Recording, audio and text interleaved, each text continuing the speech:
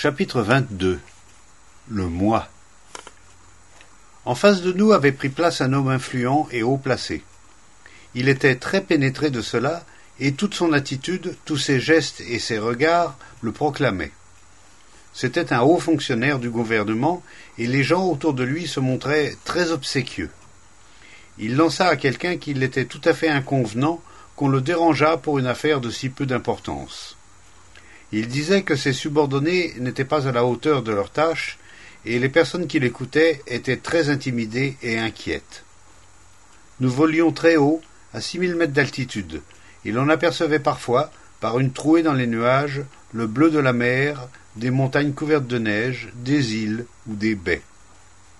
Les maisons et les villages étaient minuscules. Un fleuve qui venait se jeter dans la mer n'était qu'un mince ruban d'argent. Il traversait d'abord une ville, et ses eaux étaient d'un gris sale, mais bientôt elles retrouvaient leur limpidité et leur éclat. Derrière nous était assis un officier en uniforme, la poitrine couverte de décorations. Il semblait sûr de lui et distant. Il appartenait à cette classe spéciale qui existe dans tous les pays du monde. Qu'est-ce donc qui nous pousse ainsi à rechercher les honneurs, la considération et les encouragements? Pourquoi sommes-nous si fats? Pourquoi tenons-nous tant à nous faire un nom, une situation, une fortune? L'anonymat est-il dégradant? Est-il méprisable d'être inconnu? Pourquoi courons-nous après la célébrité, la popularité? Qu'est-ce donc qui nous rend mécontents de nous-mêmes? Avons-nous si peur et honte de ce que nous sommes que le nom, la situation et la fortune prennent une telle importance? Il est étrange de voir la puissance de ce désir d'être reconnu, d'être applaudi. Dans l'excitation de la bataille, on fait des choses incroyables, pour lesquelles on reçoit des félicitations. On devient un héros pour avoir tué un homme. Les privilèges, le talent, les capacités et le travail nous permettent d'arriver près du sommet, quoique le sommet ne soit jamais le sommet, car on désire toujours davantage et encore plus quand on est intoxiqué par le succès. Vous vous identifiez totalement à votre pays ou à votre travail. Sur vous repose le succès ou l'échec. Vous êtes le pouvoir.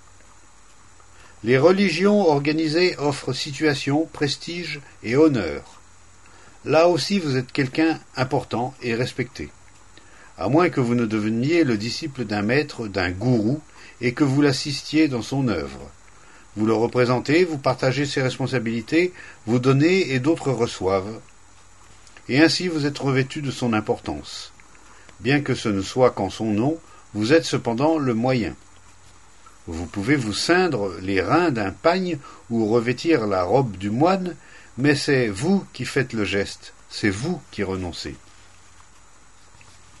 D'une façon ou d'une autre, d'une manière subtile ou grossière, le moi est nourri et entretenu. En dehors de ces activités antisociales et dangereuses, pourquoi le moi doit-il se maintenir? Bien que nous soyons dans le tumulte et l'affliction, avec des plaisirs passagers, pourquoi le moi s'attache-t-il aux récompenses intérieures et extérieures, à poursuivre ce qui amène inévitablement la souffrance et la misère? La soif d'activité positive, pour s'opposer à la négation, nous pousse à tenter d'être par tous les moyens. Cette lutte que nous menons, ces efforts que nous faisons, nous donnent l'impression d'être vivants.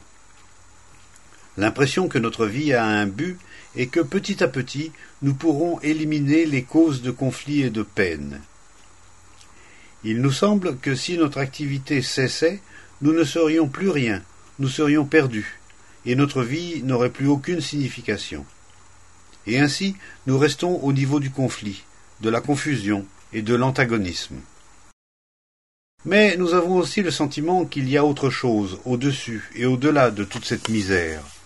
Ainsi sommes-nous perpétuellement en lutte avec nous-mêmes. Plus l'extérieur est brillant, et plus l'intérieur est pauvre. Mais il ne suffit pas pour se libérer de cette pauvreté de se ceindre les reins d'un pagne. C'est le désir de devenir qui est la cause de cette pauvreté, de ce vide intérieur, et quoi que vous fassiez, ce vide ne sera jamais comblé.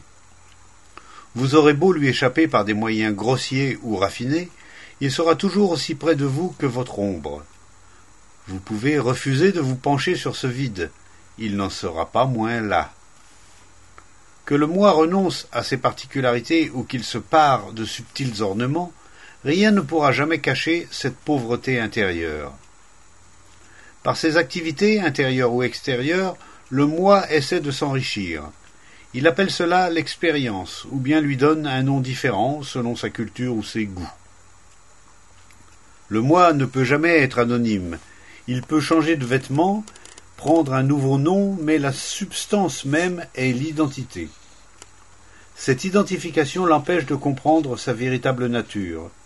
Ce sont toutes ces opérations d'identification qui édifient le moi, positivement ou négativement, et son activité a toujours pour but de dresser un mur autour de lui, si vaste en soit l'enceinte.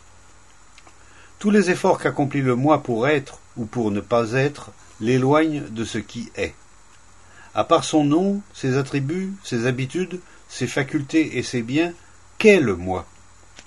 Que reste-t-il du je quand on lui retire ses qualités? Est-ce la peur du néant qui le pousse à agir? Mais il est néant, il est le vide.